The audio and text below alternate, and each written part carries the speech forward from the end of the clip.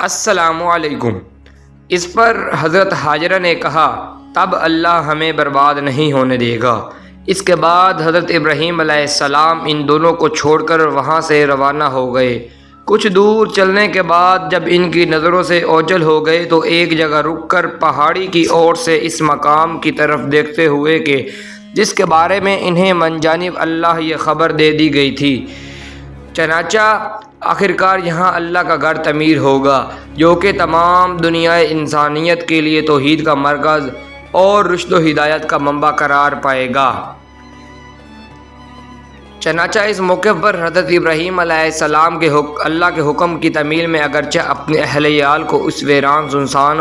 مقام پر چھوڑ کر وہاں سے روانہ ہو گئے، اور یوں حضرت ہاجرہ اور شیر خوار بیٹا اسماعیل ان کی نظروں سے اوجھل تو ضرور ہو گئے، لیکن وہ ان کی رعایت و نگہبانی اور ان کے لیے فکر مندی کے فریضے سے غافل ہرگز نہیں ہوئے، اور خوب گڑ گڑا کر اپنے اللہ سے ان کے لیے دعا فریاد کی۔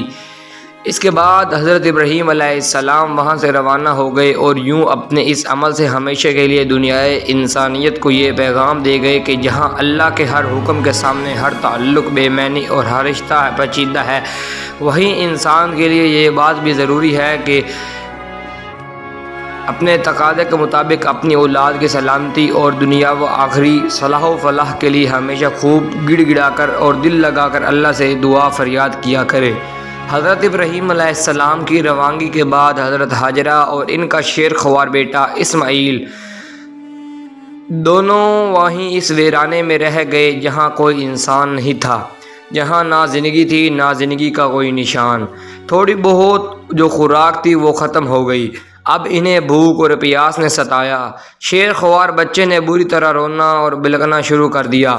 حضرت ہاجرہ اس ویرانے میں حیران و پریشان پانی کی تلاش میں ادھر ادھر نظریں دوڑانے لگ گئیں۔ قریب ہی ایک ٹیلا نظر آیا، اس خیال سے کہ اس کے اوپر چڑھ گئیں کہ ٹیلے کے اوپر بلندی سے دور دور تک نگاہ جائے گی اور یوں شاید کوئی انسان یا کھانے پینے کا کوئی سامان نظر آ جائے، لیکن وہاں ایسی کوئی چیز نظر نہ آئی۔ سامنے ایک اور ٹیلا نظر آیا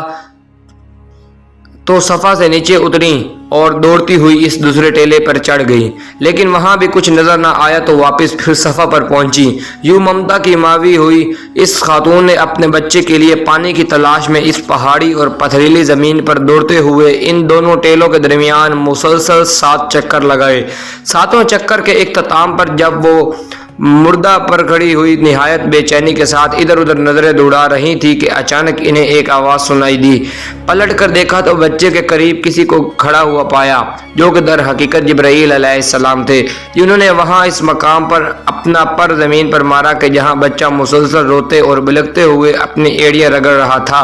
تب اللہ کے حکم سے اس سنگلاخ اور پتھریلی زمین میں زمزم کا چشمہ پھوٹ پڑا۔